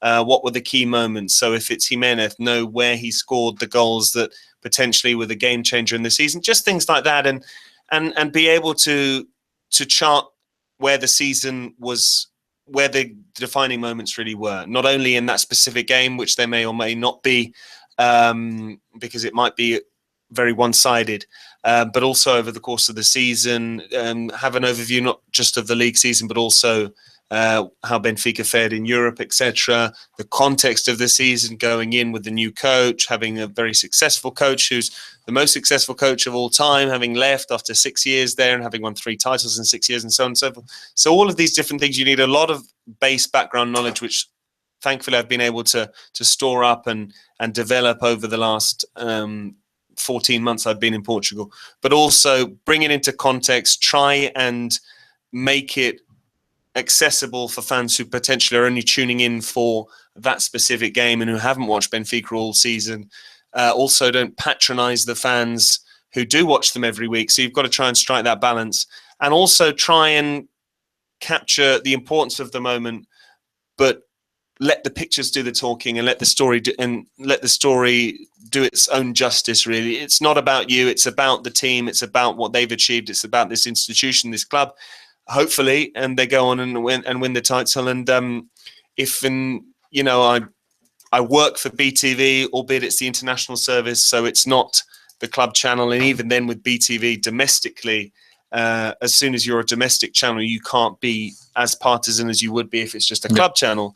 So if things go the way that no one with Benfica interest wants it to go, and they drop points and Sporting win the game, then you have to report it and you have to say well done to Sporting, and you have to say well played to Nacional for getting the draw or the win, whatever it may be. So there's a lot of different component factors. You have to be aware of all of these different things, but you can never be too prepared. Yeah. And there will be things you miss. There'll be some great statistics that come out the following day in the press, and you'll read the paper and you'll say, oh shit, I wish I'd put that in, and things like that. And so you have to accept that, and you have to make peace with it. You have to try and come up with your own stuff. It's very satisfying when you found something yourself through your own research, which you then see quoted somewhere else the next day, not because you've said it anywhere, but because someone else has seen it as well. So little things like that. And you just have to make sure that when the big moment comes, you're ready and you get, first and foremost, get the name right, and then try and get the statistic right, and then, do it justice with it. I'm not a big fan of pre-prepared lines. I will prepare certain statistics with regards to who has done what and how many league titles Luizão has won, and then you can go from that. And will he still be here next year, and so on and so forth. So there's a lot there, and I expect as and when, or if and when Benfica win the league title, I imagine the broadcast will be extended, and that's when you need a lot of information. There's a lot to say, but it can't just be all over the place. It needs to be structured. There needs to be a framework. Yeah. What do you think is perhaps the biggest storyline for this Sunday? I think the biggest storyline is I will be checking how many times it's happened in the past that a team has won a dozen straight games to win the league title, with the top two not dropping points between them over a combined 21 games. I'd be surprised if that's happened recently. And having read certain things recently, I know that Portuguese football has just gradually over the last few years has started to diminish in terms of the competitiveness from the teams outside the big three, which means that things like this are allowed to happen. So people have been saying, yes, Benfica might finish with 88 points, which is a record in the 34-game 3-point era, and so on and so forth. Sporting will have equaled the record and yet still not won the league. But you can also counteract that by saying, well, a lot of the other teams are less competitive because of the consistent influx of TV money, which is weighted towards the bigger clubs, because of the unbelievable player sales that teams like Benfica and Porto have had in over the last decade. So all those things tend to, you can always find a caveat, you can always find an argument against it. So I think the real story is, if you were to take a snapshot of where Benfica were when they lost 3-0 at home, I know we don't like to quote the result, but 3-0 at home to Sporting. By the way, 3-0 down after 35 minutes. No. That game could have finished double that, to be honest. And Benfica didn't even get a shot on goal. Exactly. To go from that to where we are now, where they'll have won the league, having dropped just 2 points from the draw, and then another 9 from 3 defeats if they win that last match, which makes 11 points. Dropping 11 points over the course of a league season is absolutely fabulous. And they gave themselves nowhere to go, and they responded like champions. And winning 3 in a row in adversity against a team that hasn't challenged for many, many years is just a wonderful story. And I think there's been so much to this league season. I'm really excited to be involved. Those are all great points. And along with that, I think the fact that Benfica, with the win, wins their first three, and since I've been alive. 39 years. 39 years, 73, 74, their first 3. I think, to me, that along with everything you said, right, those are all valid points, but I think the people that's the one thing that this is more than a generation. I mean, this is 39 years. Yeah. You know what I mean? I think Porto, bro, if you've been paying attention, that's where I was going to go. Football, the dominance, Porto winning the first tetra ever in Portuguese football. That's where I was going to go. And how bad, how doom and gloom things were for this Benfica club. The fact that you're winning a 3, in the first time since '94. That's where I was going to go, because Benfica was known, and a track record showed that we won one every 3, 4, 5 years. To be able to win 2 in a row, where you kind of was enormous, breaking up that tendency of that, or the track record that Porto has had all this time, where Porto has won 4, Benfica wins 1. What was Porto wins 3. What was it that JJ called it? Hegemonia. With the, but now, and you're thinking, okay, Benfica won Benfica won a double, and yes, this could be Benfica's stepping in and saying and clear message to Porto, we're here. We're gonna end up with all this streaking that you've had. But to win a 3, which is something that doesn't get done all the time by Benfica, and that hasn't been done since the 70s, the early 70s, I think that this is a clear message by Benfica to the rest of the teams that, look, we're here to stay. We were in dark times about 20, 25 years ago, but we have built up to this. The club is healthy. We have good infrastructure in place. We have the Seixal, which is producing a lot of talent. Benfica has just surpassed the 100 million barrier of talent produced at the Seixal that they have sold in the past 2-3 years, which is something that perhaps no other club has done in Portugal.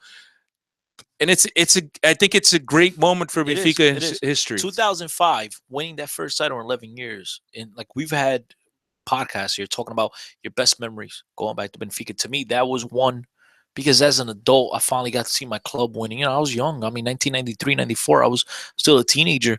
And then you win my first title as an adult. And so that was huge because you broke up that Porto dominance. And then the next step was winning the B Campeonato. And we were able to accomplish that next year, because once you won that, you're like, all right, you know, Porto, over the last 30 years, Porto's been the dominant club in Portugal. And you wanted to see, okay, winning one is nice, but then we lost it right away. And then went a couple years without winning one. We're like, damn, Porto's back in. And we need to break up that monopoly. And then, bow, double. Then we're like, great. Last year after double, like, man, can we do the 3? And then I think that's what makes this season so remarkable, is the fact that none of us coming into August, well, with all the changes, exactly, none of us ever thought this would be possible. Now the fact that you're on the verge of winning the first 3 since 1973, 74, 39 years, that's what makes it so freaking remarkable. And you could actually say, you know what, man, Portuguese soccer is back on our side. We own it again.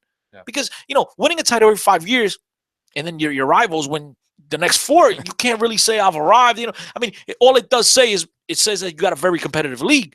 Doesn't say anything about you. You had a good team that year. Exactly. Doesn't say anything about you specifically. But now the fact that you're winning the 3, you're like, bro, tô aqui, casa é minha, like Ronaldo, I'm here. And that's what Benfica, that's the statement that Benfica is making. No matter what goes on around the Benfica, I mean, to me, I keep going, yeah, it's great to win a title. It's absolutely phenomenal to win a title. You always want to win a title. But we had this conversation in the car earlier.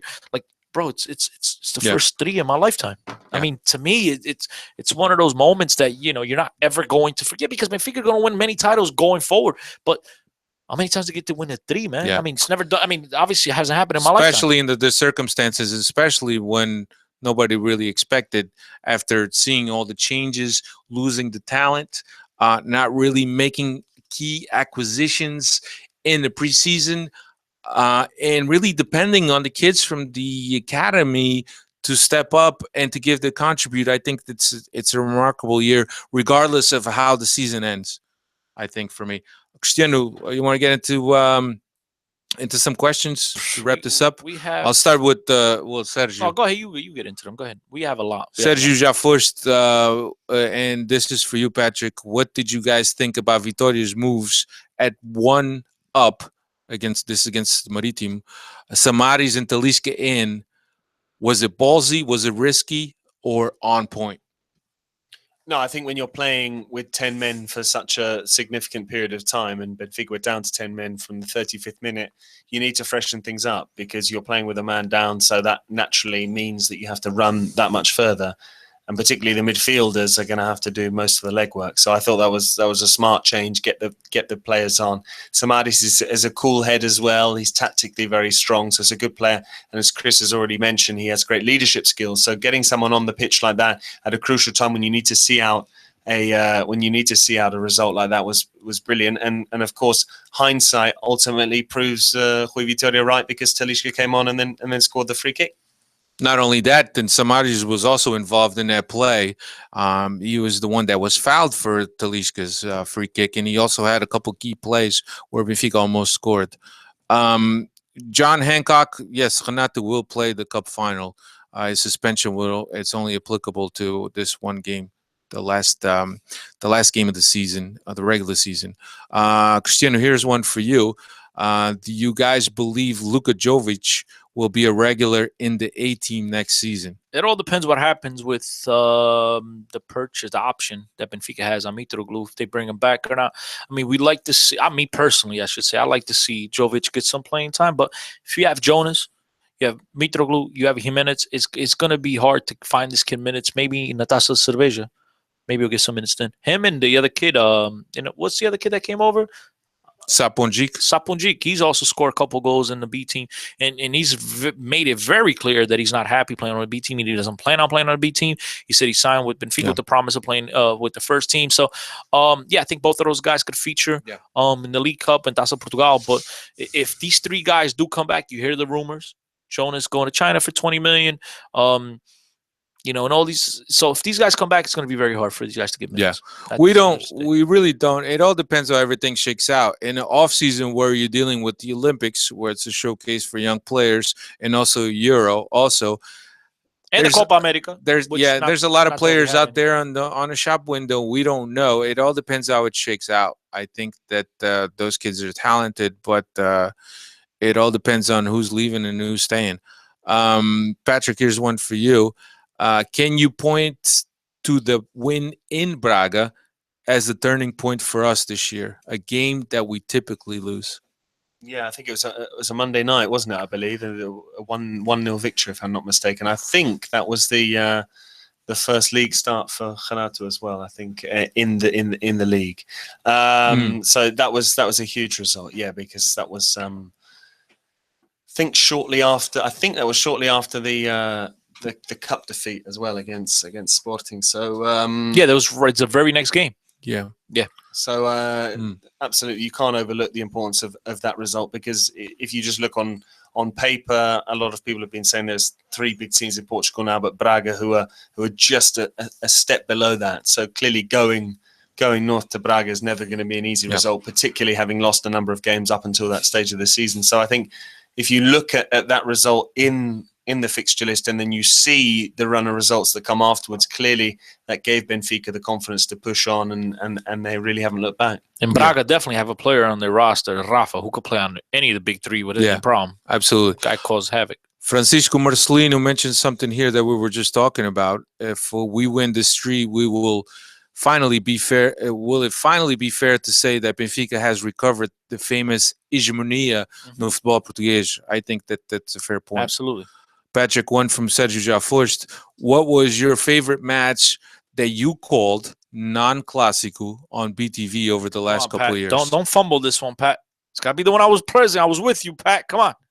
No, the one that he called. You weren't present. Yes, I was present. Moreirense. I was there. Moreirense was a good game. It was 3-2. Jimenez comes off the bench with a diving header. Remember? Come on, Pat. The fact that I was there has to be your favorite. That was a good game. For me, the result was very one-sided, but being there to call that Renato goal when he smashed it in the top corner, Académica was fantastic. Yeah, Moreirense was second though, right? Because I was there. Absolutely. Okay. Peggy states here an interesting fact from Bola Branca. This will be the 7th time Benfica and Sporting face off on the final day of the season to decide the channel. It's not good. To decide the title. And look at Peggy's comments. Look at Peggy's comments right after that, Alfredo. I didn't read that. He commented on that. Hold on, I'll find it for you right now. I believe Sporting or Benfica, whatever, dropped Benfica. Here it is. On the other 6 occasions, Sporting won 4, Benfica won 2. But when were they? Was that with back in the 40s? Perote and all that stuff. Yeah. Nos tempos da guerra. But that's just coming back to a point. This doesn't happen very often. Seven times in over 100 years history, which is another reason why Cristiano and Alfredo will both be in Marquês de Pombal on Sunday evening, 8:00. No, I will not be there. My man. I know who will be there. Emma will be there. And Emma's actually asking. Emma is actually asking any suggestions for going to and getting a good position at the Praça Marquês de Pombal. Anybody that's listening to this, hit up Emma on Twitter and give us some suggestions. Emma, I hope you don't pull a Patrick. Take off his shirt and jump up and down with a broken umbrella like you did last year. If you've been to the Marquês and these types of celebrations the past couple of years, give Emma some pointers and let her know. Emma, my feeling is that get to the Marquês as early as you can, especially if Benfica is leading that game against Nacional going into the second half. Nah, you don't want to leave the stadium, bro. You want to see the festivities. true you that. want to see True the that. player. You want to see Renato hold the cup and run around the field because you may never see that But again. everybody will be moving to the Marquês fall after the team goes into the locker I room. mean, everybody will all be.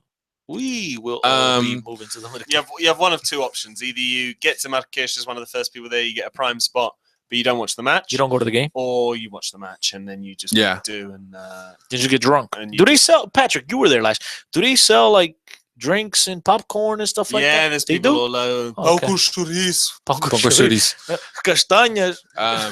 Sergio Jafost is asking about our thoughts on a potential loan from Benatia and the Danish midfielder that I can't pronounce his name from Bayern to Benfica. Look, there's always going to be rumors now that Renato went to Bayern for such a big quantity. I think that with Bayern paying that much money, I don't think they're obligated to loan any players to Benfica. But the relationship has been established there. This is actually the first time that Benfica has ever sold a player to Benfica. It's the first time a Portuguese player is going to play. Benfica sold a player to Bayern. So that might be a new relationship there between the two clubs. Maybe we could send Hani Mokhtar to them because he's been a bum. I spoke to a German youth team coach who had coached Hani Mokhtar in Berlin. He was the Berlin regional youth team coach, and he was raving on about him. He said he couldn't believe that Benfica hadn't given him much playing time. Yeah, well, he wore the number 10 shirt for Germany youth. Yeah, I believe so. But coming back to the Benatia thing, I don't think it's going to happen. No. By the way, before he moved, he's got a lot of market. Before he moved to Bayern Munich, that's when I was still covering Italian football. He was the best defender in Serie A by some distance, and that's in a league that's renowned for its defending. Of over Chiellini? He may go to Juventus. Yeah, he's got a lot of market Barzagli just signed a new 2-year contract. So he'll go back to Juve. So Barzagli is staying. No, Chiellini is Roma. staying. I'm sorry. The possibility is if Bonucci joins Chelsea, then Juventus will sign Benatia. I think. And you're right. Yeah. And I said back to Juve, but I made a mistake. He was at Roma before. Meg is asking about Andre Horta, who was Andre Horta was actually. And I apologize to everyone. I said his brother's name last. Ricardo, that's the guy I want. I'd rather have Ricardo over Andre. Last podcast, and Andre Horta was confirmed by Vitoria Setúbal's president as somebody that's heading to Benfica next year. My uncle's brother was the president of Vitoria Setúbal for 15 years. I don't know much about Andre Horta. I just know that he's a very young player, and just former like his Benfica brother product. Ricardo were Benfica products. I don't know where he could fit in this Benfica team. I read that he was an 8, but I don't know if the potential is there. So we'll just have to see. And guys, just remember, and I'm sorry, Fredo, just Benfica every summer, man, they sign crap load of players that they have even no intention of playing on the team. They just loan them out. And I don't know if that's the case. Exactly. That's just one of them. Jam, a lot of guys. I don't know if that's the case with Andrea Horta, Alfredo, but Benfica's going to sign 20 guys this offseason, and maybe 2 will be part of the 18. I don't know. Benfica still has so many guys on loan. My Golf Adventures. What do you think about Franco Servi taking over Renato's role next year? I think we addressed this Different players. Next last podcast.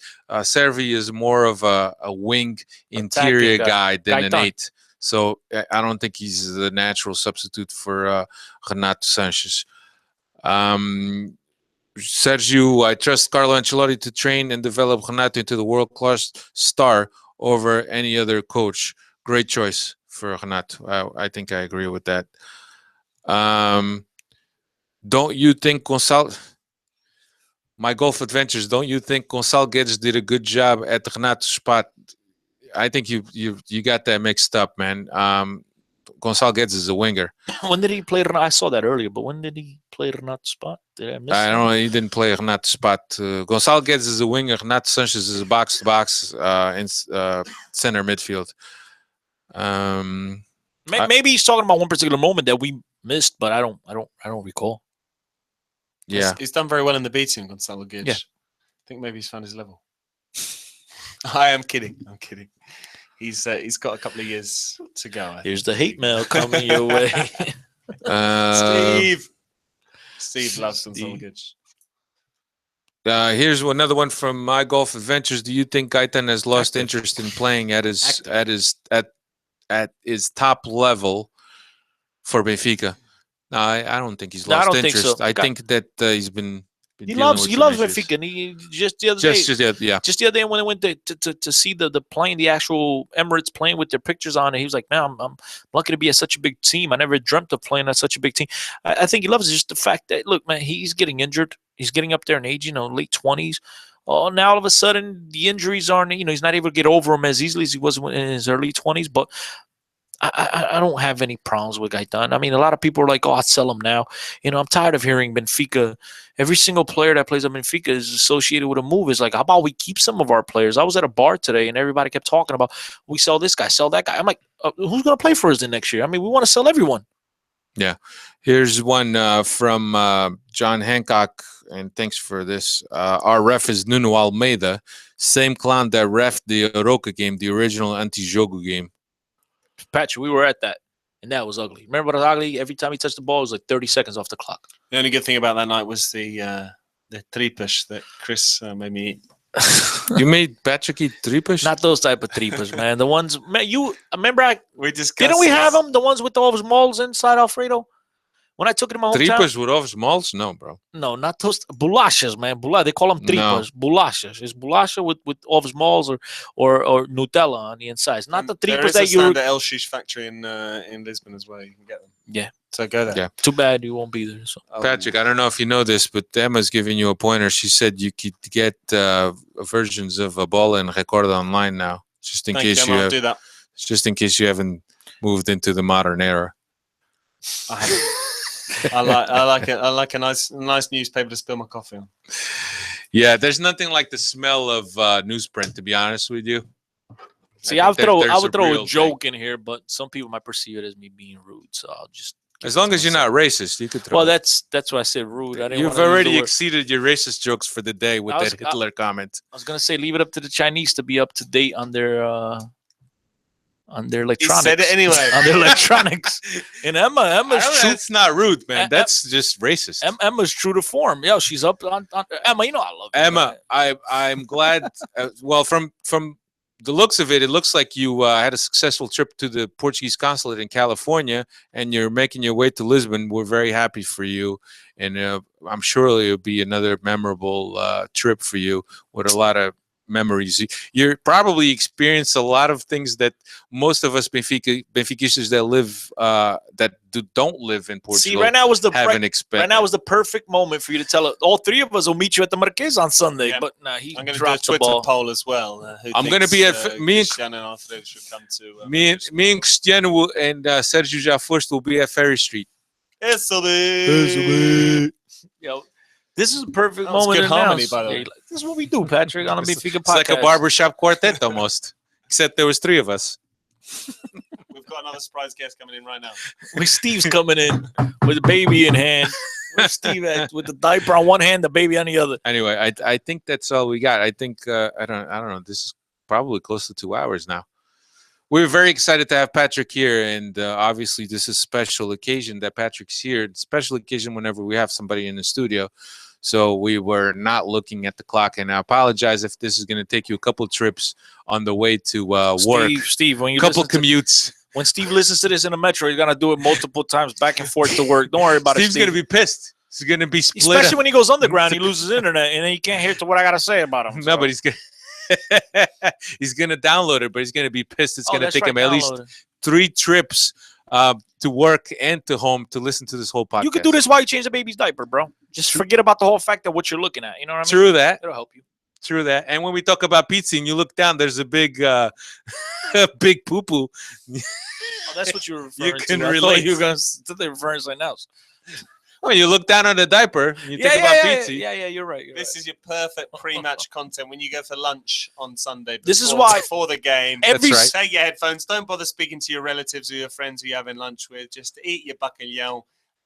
And when you're done, Pat, and when you're done, write as many emails as you possibly can to Sport Lisboa Benfica, and let them know that we're doing a great job here on the podcast. Maybe they could bring us on the field. We celebrate Alfredo, myself, Steve, Peggy, Patrick, and Marco. Marco, even though you're a Liverpool fan, we'll bring you along. Don't worry about it. I think Marco would have to renounce his Liverpool you'd have to, fandom. Yeah, absolutely. At least he's red. Yeah, Red. He true doesn't that. know which one, but he's red somewhere. Yeah. One way or another. Right. You could just wear a red shirt and strip all the little emblems and stuff like that.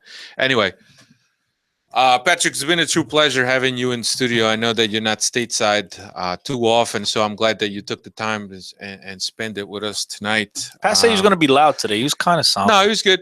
And he said he's going to be loud. We're I'm very the one that was glad loud. that you took the time. I'm always loud. And come to the studio here with myself Alfredo, and Alfredo just keeps talking. He don't even pay attention to me. Estás bêbado, pá. Para essa Eu merda, o quê? pá. Vai para casa. Queres que eu faça quarto agora? 4? Ih, I gotta... Bem, tá bem. Is this it? Thank you very much for listening to the Benfica podcast. Check us out on YouTube, Facebook, Twitter. Is that all? Twitter. Yeah, you usually don't do that. That's my job. Tennessee. Oh, you were drinking. I was trying to help you out. PlanetBenfica.co.uk, our big supporters, serbenfiquista.com, at NCO10, at Patrick Kendrick, with only one K in there. Sunday, Periscope. It's going to be all the... Apart from BTV, the best content is going to be via my Twitter handle. What time are you going to start that? How's it going to be up? It's going to be up mine. I'm going to be next to you. And his. And Alfredo. What time are you going to start that Periscope action? I'm gonna get to the stadium early, probably about midday. And what, midday? Oh, that's right. The game's at 5. Midday here. I was going to say the game's at midday. as long as my phone battery holds up, I'm going to be. You don't got chargers in Portugal? You know, Mophie? Yeah. You ever hear of a Mophie? What's that? It's one of those cases that portable have extended battery. It's in the battery. But yeah, it's going to be a lot. Yeah. Beleza. Cristiano, what were you going to be doing? Beleza. Eu vou estar vendo o jogo aqui com o cara fácil. Você sabe vendo Benfica fazendo gol. Você vai estar aprendendo inglês? Não, cara, você sabe, vou fazer o Benfica, vou ver o Benfica fazer um gol contra o Nacional. Depois Benfica vai celebrar o título aí na rua de Lisboa. Você sabe que os sportinguistas, cara, otário pra caralho, você sabe, os caras vão passar da cabeça. Os caras pensam que vão ganhar o título, mas você sabe, o Benfica que ganhar tudo. Vamos ver, de Deus quiser, vamos celebrar o título. Eu vou ser o Patrick aí na como se chama? Patrick. Marquês. O cara tá passando, não sabe não o que eu tô falando. Vai no Marquês, a gente com a menina aí, a menina da Califórnia. Como chama ela? Emma. Vamos lá, cara, vamos tomar um shopping. Depois vai todo mundo celebrar. Celebrar tudo junto. Aí, Luizão, se você tivesse... Não, that's not Luizão. Luizão... Ok. Luizão, se você tivesse que dizer qualquer coisa ao Jorge Jesus after we win the championship, what would you say? Thank you very much. Thank you very much. This is my first time speaking in English. Thank you, my teachers. Thank you muito para todos my teachers. Okay? Beleza. I'm happy. I'm alive another day. Dia a mais. One final thing, if you do go to Marrakesh on Sunday, behave yourself. No more bottle throwing, none of that shit. Don't want to see it. Yeah, show your class. And bring a helmet just in case bottles are flying. Hey, Emma just said do a special live broadcast on Sunday. We're gonna try to. Sergio já foste. She just threw out the challenge. I hope that I'm not blowing up a spot, but Sergio já foste is gonna be here in the United States. Now his wife is watching this, thinking he's gonna be in Idaho for a meeting, and now she just found out he's in. Sorry, bro. If they was married, you know, his wife Cynthia listens. Hopefully, Jafo's wife doesn't listen. We're gonna try to be good hosts for Sergio Jafost and to show him how Ferry Street. How we're gonna be in Portugal, bro.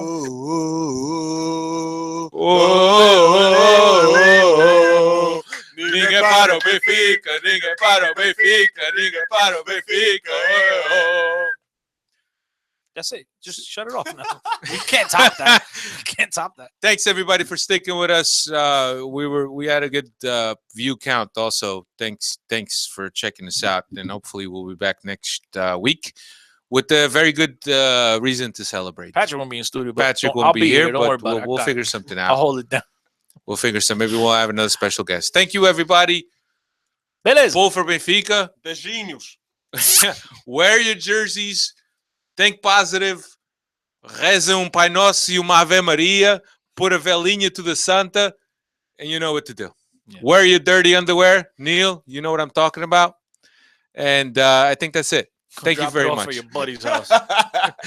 Thanks everybody for checking this out. Thanks for being here with us, Patrick, Cristiano. Always a pleasure. Steve Santos at Steve Santos 6, Peggy at Peg 21. See you, everybody. Beleza, Marco. See ya.